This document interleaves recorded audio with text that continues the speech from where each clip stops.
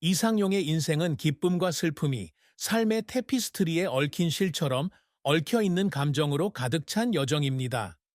뒤돌아 보았을 때 그의 칙칙했던 눈이 약간 밝아진 듯 했지만 고통스러운 기억과 함께 다시 빠르게 어두워졌습니다. 그는 20세기 한국의 전쟁, 빈곤, 사회적 격변을 겪었지만 그를 가장 괴롭힌 것은 물질적 어려움이 아니라 막을 수 없었던 감정적 상실이었습니다.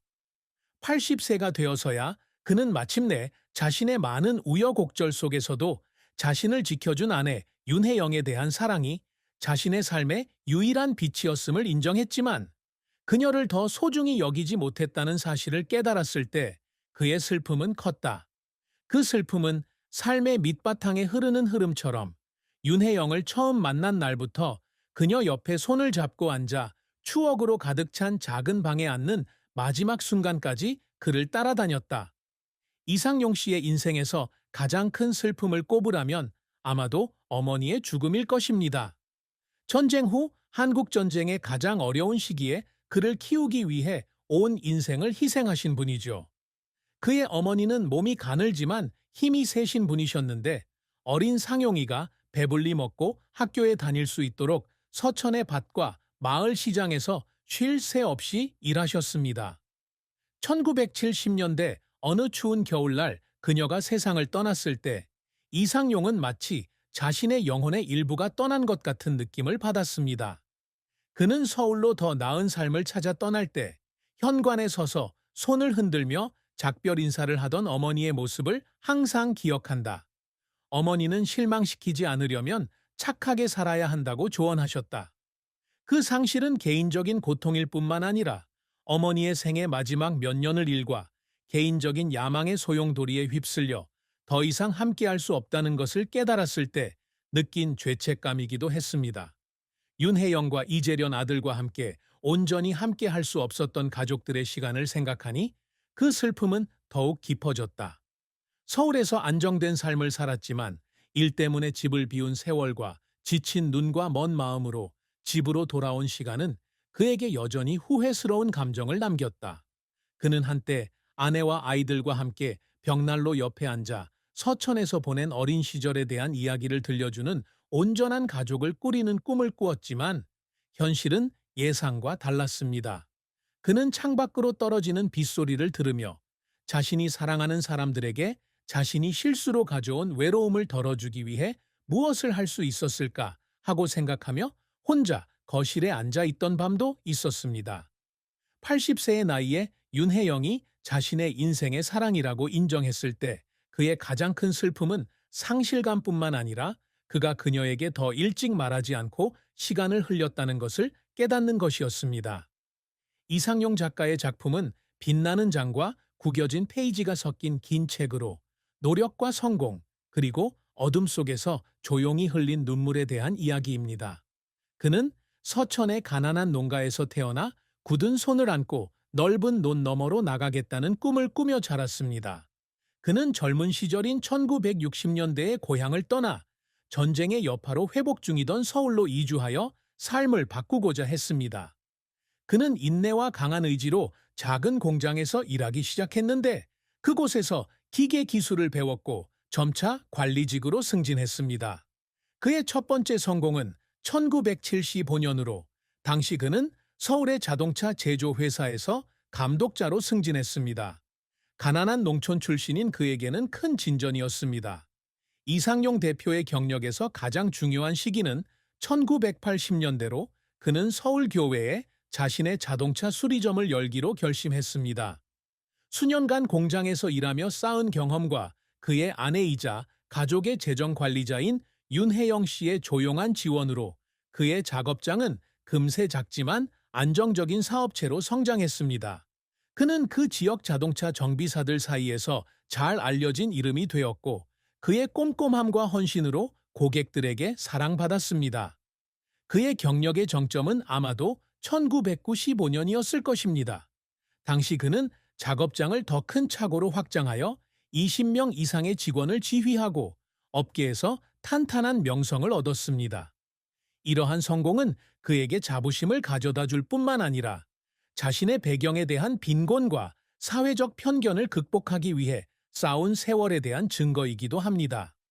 하지만 이상용의 커리어가 항상 순탄했던 것은 아니다. 그 자신에 대한 의심을 갖게 만든 실패도 있었습니다. 1980년대 후반에 부업에 투자한 나쁜 일로 인해 그는 저축을 거의 모두 잃었고 가족은 수개월 동안 힘든 시기를 겪었습니다. 그는 하루 18시간 일해서 빚을 갚아야 했고 윤혜영이 조용히 자신의 보석을 팔아 그가 위기를 극복할 수 있도록 도왔던 그 시절을 가슴 아픈 기억으로 떠올렸다. 어느 날 그는 밤에 차고에서 혼자 울었습니다. 들어올릴 힘도 없는 렌치를 움켜쥐고 있었는데 자신이 계속할 만큼 힘이 센지 궁금했습니다. 사업을 유지해야 하는 압박감, 긴급하게 도움이 필요한 고객을 위해 자동차를 수리하느라 밤샘 해야 했던 일, 자본이 부족해 더 큰 기회를 놓쳐야 했던 때들은 그를 외로움 속에서 여러 번 울게 만들었습니다. 하지만 이상용은 결코 포기하지 않았습니다. 그는 강철 같은 의지로 계속해서 일하며 실패를 전진의 동기로 바꾸었습니다. 그는 차고 앞에 서서 완벽하게 수리된 자동차들을 바라보며 인생의 폭풍 속에서도 작은 위안을 느낄 때가 있다. 어두운 시기를 이겨낼 수 있었던 것은 바로 그 인내심이었고 모든 것이 무너져 내리는 것처럼 보였을 때 그를 지탱해 준 것은 가족에 대한 사랑이었습니다. 그의 눈물은 약함의 표시가 아니라 더 나은 미래를 건설하기 위해 삶을 바친 한 남자의 예민한 마음과 굴하지 않는 정신에 대한 증거였습니다. 이상용의 인생은 긴 여정이었습니다. 그는 성공을 추구할 뿐만 아니라 혹독한 사회에서 자신의 가치를 확인하는 방법이기도 했습니다. 때로는 그 대가로 자신만이 이해하는 눈물이 따르기도 했습니다. 이상용은 늘 인생에서 큰 목표를 세웠고 때로는 도달하기 어려워 보일지라도 이를 이루고자 끊임없이 노력했습니다. 그의 가장 큰 포부 중 하나는 그의 가족, 특히 윤혜영과 이재련을 위해 안정적이고 번영된 삶을 만드는 것입니다. 그래야 그들이 그가 서천에서 가난하게 어린 시절을 보냈을 때 겪었던 어려움을 겪지 않아도 됩니다. 그는 단지 재능 있는 정비공으로 기억되기를 원한 게 아니라 역경을 극복하여 사랑하는 사람들에게 행복을 가져다주는 사람으로 기억되기를 원했습니다. 그는 그러한 목표를 달성하기 위해 쉴 새 없이 일하고 쉴 새 없이 배우고 때로는 몸이 지쳐 울부짖음에도 불구하고 사업을 확장하려고 노력했습니다. 이상용 씨는 항상 지역사회에 작지만 의미 있는 유산을 남기는 꿈을 꾸었습니다. 그는 자신의 차고가 자동차를 수리하는 장소일 뿐만 아니라 과거 자신처럼 어려운 환경에 처한 서울의 청년들을 위한 훈련센터가 되기를 바랐습니다. 2000년대에 그는 자신의 차고에 몇 명의 견습생을 받아들이기 시작했고 그들에게 자신이 평생 쌓아온 기술을 가르쳤습니다. 그들이 스스로 두 발로 설 수 있기를 바랐기 때문입니다. 자원 부족과 나이가 들면서 건강이 악화되어 그 꿈은 이루어지지 않았지만 그는 포기하지 않았습니다. 2025년 80세가 된 그는 여전히 이재련 씨가 인수한 오래된 차고에 앉아 종종 젊은 직원들에게 자신의 여정에 대한 이야기를 들려줍니다. 오랜 세월 간직해온 열정을 전수하려는 방법이기도 합니다. 사랑과 결혼은 이상용의 인생에서 감정적인 한 장입니다. 그는 항상 자랑스러움과 감사함을 담아 이야기하지만 숨겨진 슬픔도 함께 안고 있습니다. 그는 1960년대에 윤혜영을 만났는데 당시 그녀는 서울의 한 작은 상점에서 일하는 어린 소녀였습니다. 두 사람은 공통의 친구를 통해 만났으며 이상용 씨는 첫눈에 그녀의 부드러운 미소와 인내심에 매료되었습니다. 두 사람은 수년간의 연애 끝에 1970년 어느 봄날 서천에서 가족과 가까운 친구 몇 명이 참석한 가운데 간소하게 결혼식을 올렸습니다.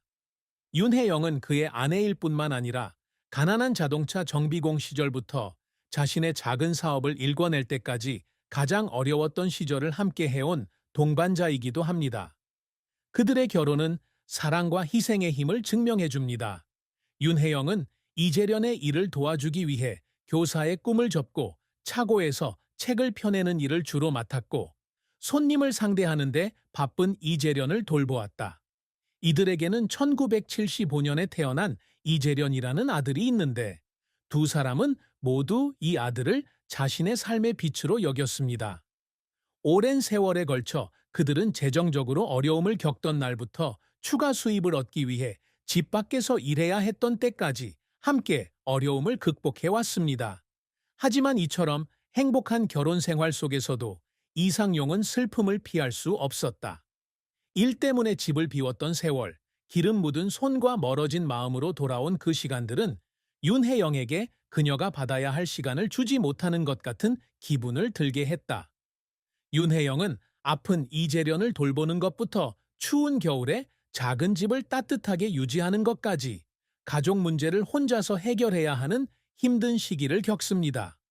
이상용은 그녀의 눈에서 피곤함을 본 적이 있었지만 그녀는 결코 불평하지 않고 격려하는 미소를 지으며 조용히 그의 뒤에 서 있었다고 회상했다. 이 일은 그를 괴롭혔고 어느 날 그는 차고에서 혼자 울며 그녀에게 좀 더 편안한 삶을 줄 수 없다고 자신을 비난했습니다.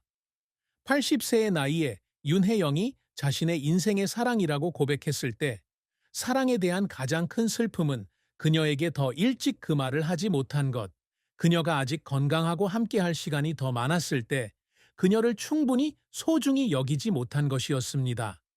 이상용에게 사랑과 결혼은 아름답지만 도전적인 꿈이며 그가 온 마음을 다해 겪어온 여정이며 다행히도 그의 곁에는 윤혜영이 있어 모든 어려움을 극복할 수 있도록 도와주고 있습니다.